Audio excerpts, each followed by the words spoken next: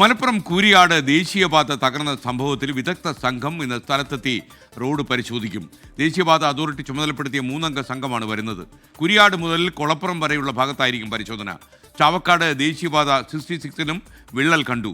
അതേസമയം ഇടപ്പള്ളി തൃശൂർ ദേശീയപാതയിലെ ഗതാഗത കുരുക്ക് പരിഹരിക്കാൻ നടപടി ആവശ്യപ്പെട്ട ചാലക്കുടിയിലെ നിയമസഭാംഗം സനീഷ് കുമാർ ജോസഫ് നാളെ ഉപവാസത്തിലേക്കാണ്.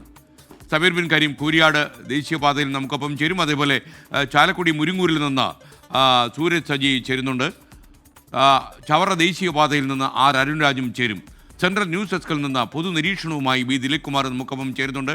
ആദ്യം സമീർ ബിൻ കരീം കൂരിയാട് ദേശീയപാതയിൽ നിന്ന് ചേരുന്നു. Sameer, good morning to all of you. പറയൂ സമീർ, ആ ദേശീയപാതയുടെ ലേറ്റസ്റ്റ് വിവരങ്ങൾ എന്താണ്? കുരിയാട് മണ്ണിടിഞ്ഞ് സർവീസ് റോഡൊക്കെ തകർന്നു എന്ന് മാത്രമല്ല, ഈ ശ്രീധരനെ പോലെ വിദഗ്ധരായ ആളുകൾ പറയുന്നു നിർമ്മാണത്തിൽ അപാകതയുണ്ട് എന്ന്.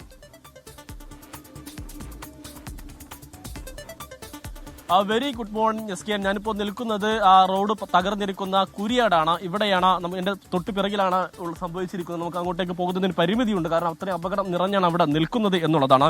ഇന്ന് ഇതുമായി ബന്ധപ്പെട്ട് ദേശീയപാത അതോറിറ്റി ചുമതലപ്പെടുത്തിയിരിക്കുന്ന 3-അംഗ വിദഗ്ധ സംഘം ഇന്ന് ഇവിടെ എത്തി പരിശോധന നടത്തും. ഇന്ന് തന്നെ ഇതുമായി ബന്ധപ്പെട്ട റിപ്പോർട്ട് ബന്ധപ്പെട്ടവർക്ക് സമർപ്പിക്കുകയും ചെയ്തു. അതിനുശേഷം അടിയന്തരമായി തന്നെ തുടർ നടപടിയിലേക്ക് കടക്കുമെന്നുള്ളതാണ് ജില്ലാ കളക്ടർ ഇന്നലെ തന്നെ വ്യക്തമാക്കിയിട്ടുള്ളത്. രാവിലെ 10:30 കൂടിയായിരിക്കും ഈ വിദഗ്ധ സംഘം ഇവിടെ എത്തി പരിശോധന നടത്തുക എന്നുള്ളതാണ്. ഇന്നലെ രാവിലെ ഈ ദേശീയപാത അതോറിറ്റിയുടെ പ്രൊജക്ട് ഡയറക്ടർ ഇവിടെ എത്തി പരിശോധന നടത്തി ജില്ലാ കളക്ടറുമായി ബന്ധപ്പെട്ട യോഗത്തിൽ പങ്കെടുക്കുകയും ചെയ്തിരുന്നു. അപ്പോൾ അദ്ദേഹം പറഞ്ഞിട്ടുള്ളത് സാധാരണക്കാരൻ അംഗീകരിക്കാനാവാത്ത ന്യായീകരണമായിരുന്നു. പ്രത്യേകിച്ച് ശക്തമായ മഴ പെയ്തത് മൂലമുണ്ടായ സമ്മർദ്ദം കാരണം ഈ മണ്ണ് നീങ്ങി അപകടം സംഭവിച്ചു എന്നുള്ളതായിരുന്നു.